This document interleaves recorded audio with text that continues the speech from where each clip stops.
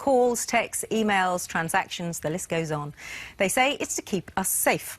A government-backed independent report into surveillance this week, called A Democratic Licence to Operate, says our privacy will be considered at all times in the collection process. What does that actually mean?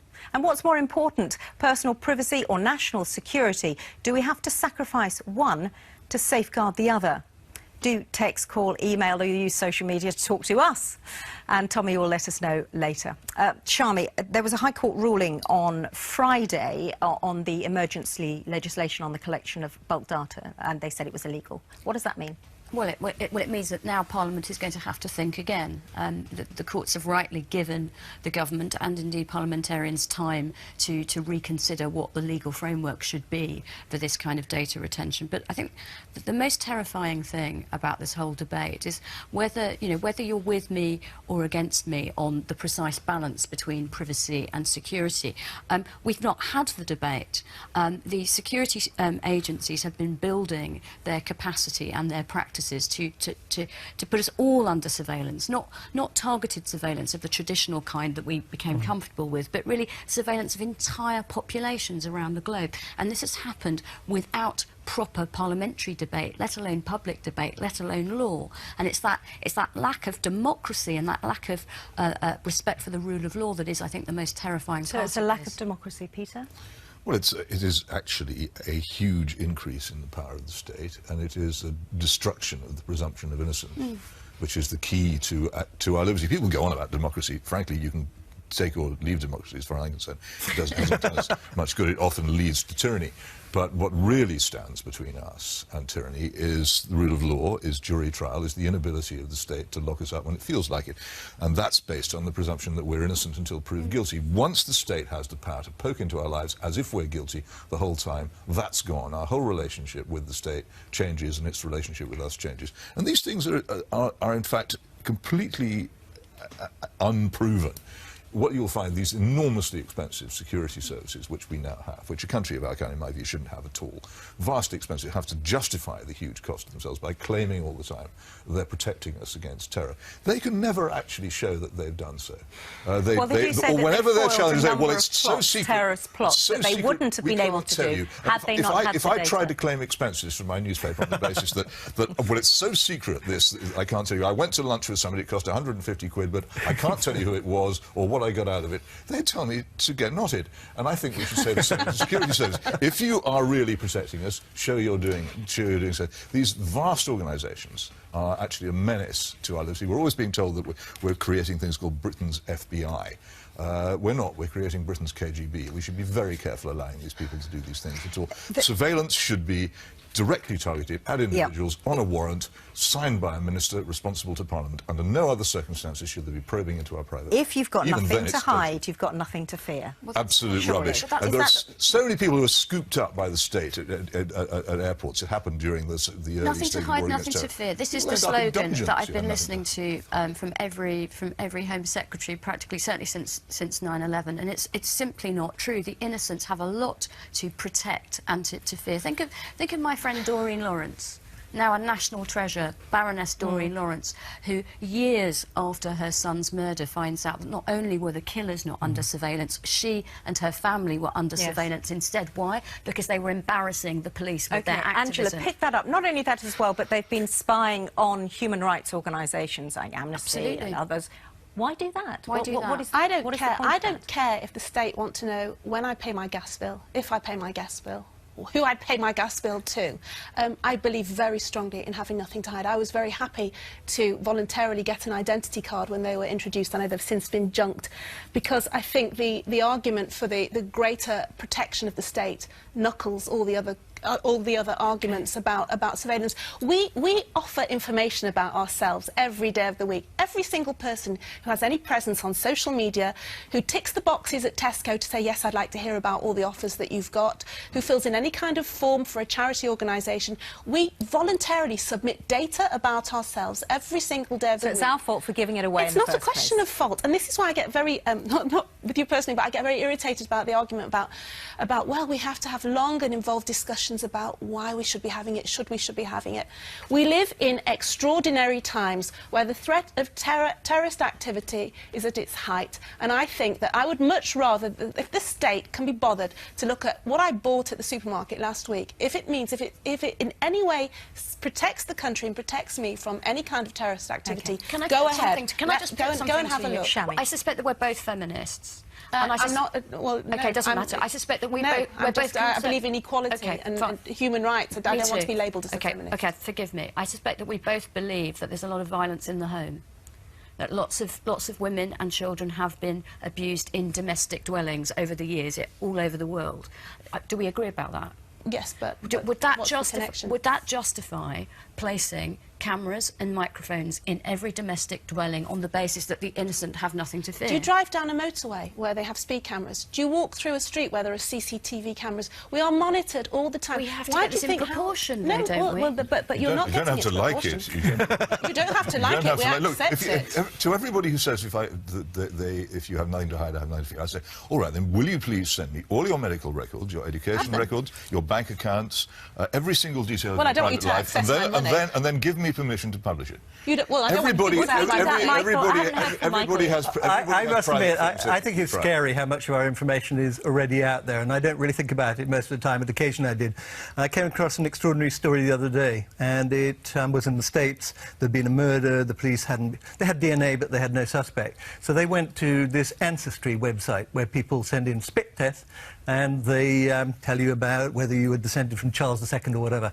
And they used that to track a guy down.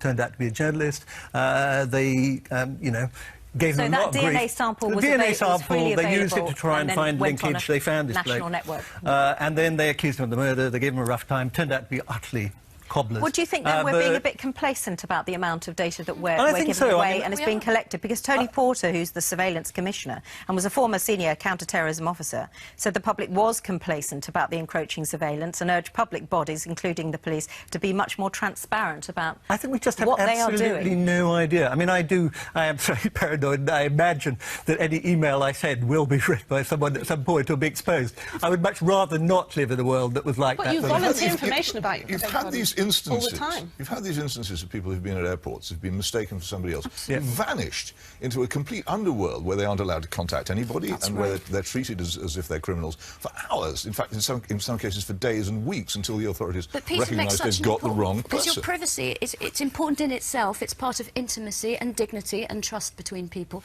But it's also essential to lots of other rights and freedoms too. You can't have a fair election without a secret ballot. You can't have a fair trial without confidential legal counsel. And even though sometimes we say that free speech and personal privacy are in tension, ask a journalist to give up their confidential sources and they'll tell you how dangerous that is and why they won't do it. But is it snooping, though? I mean, that's the question.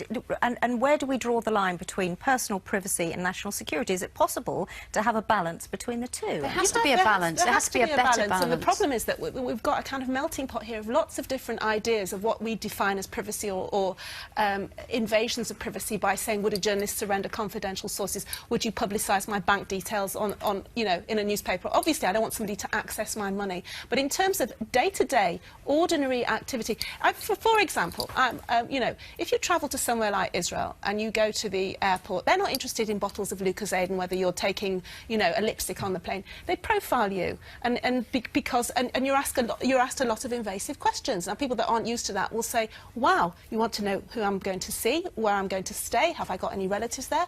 But the threat of national security is so intense.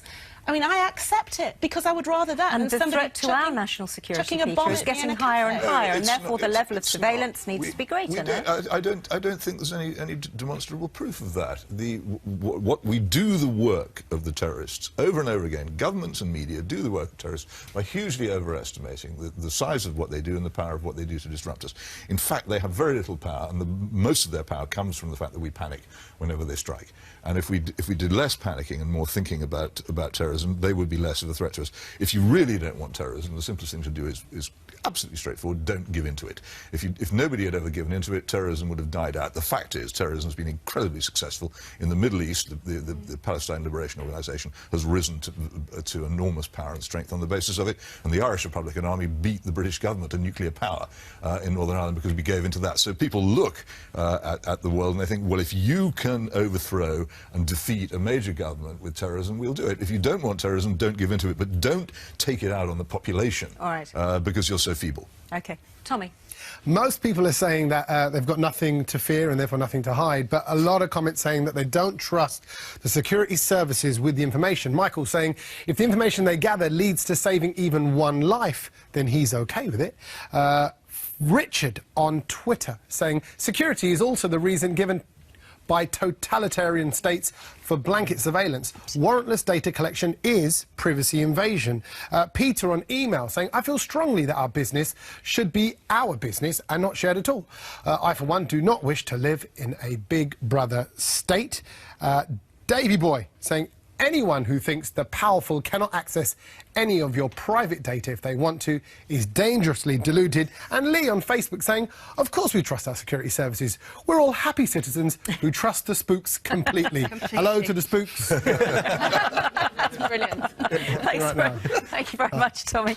I just want to pick up on the comment, Angela, about totalitarian states use surveillance, arguing that it's in national security, and isn't that the way we're going, where we're happy to give all our information to the state because we're so worried about what might happen to us? Do it most of the time anyway. And against your argument, Peter, a lot of terrorist activity is fueled by social media and fueled by the kind of debating forums that people can find, exchange information, find out about, access to broader platforms to discuss these things. It doesn't matter. Look, it's a personal view. You can have any view you want. That's the beauty of free speech, as it is. But from my perspective, as a regular, ordinary person, not particularly high profile, I don't have a government position, whatever. I don't care what the state want to do about me and my well, personal you should. business. You absolutely should, because Okay, by not caring, you actually help to destroy a heritage. We in this country, the people of the United States, all the Anglosphere countries, have an incredibly precious possession, because they've all got charters. In our case, the 1689 Bill of Rights. In America, their 1789 equivalent, which say basically don't trust the government. Never trust the government, always restrain it, never allow it to do anything beyond the absolute minimum. It's not doing anything that no, but in all those countries, in all those countries where that doesn't exist, One last one from the individual Shannon, is please, constantly Peter. under threat from the Just state. okay. One last one. It will. What do you think about the environmental protesters, right? Not jihadis, just radical vegetarians who found that undercover cops had been living with them intimately as partners and fathers of their children for up to 7 years. That happened in recent times in this country. Well, that's what can happen to dissenters, how dissent in a great democracy like ours can be treated as suspect I'm not behaviour. a dissenter. We talked about this idea of having nothing to hide, nothing to lose. I'm not a radical campaigner. I don't have anything that I think would in any way attract the authorities to track me in any way. And if they do, they really have too much time. I just think there is a wider problem, which is the wider problem is the fact that there are a lot of hackers out there who could access our data, whether it is the government, whether it is Albanians. My data. Unfortunately, what they might do is hack into your bank account and remove all your money.